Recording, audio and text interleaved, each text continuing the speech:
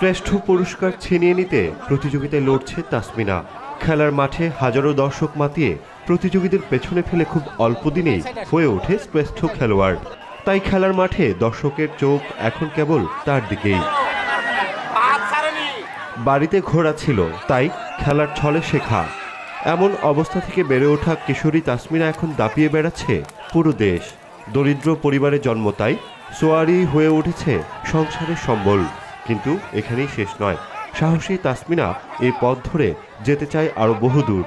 শুরুটা আমি যখন ঘোড়া চলার পরে আমার যখন খেলা কিবা হয় আমি এখানে খেলাতে যাই আমি পুরস্কার, আমি যদি ফার্স্ট হয়ে পুরস্কার আমি নিয়ে বেড়াতে আসি। এখান থেকে আরেক জায়গায় খেলতে যাই।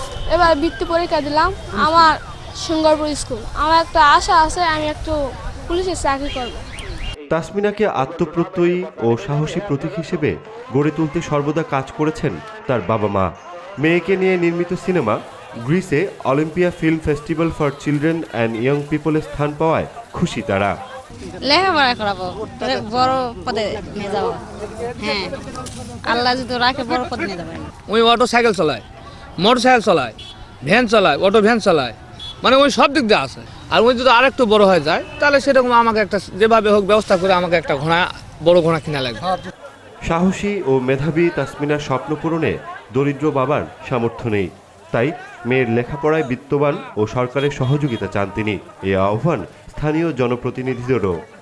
যদি তাকে কোনো প্রকারে একটু সহযোগিতা করে, তাকে যদি একটা ভালো ঘোড়া ক্রয় করে দিতে পারে, ভবিষ্যতে এই মেয়েটি বাংলাদেশের একজন সর্বশ্রেষ্ঠ খেলোয়াড় হিসেবে আখ্যায়িত করা যাবে।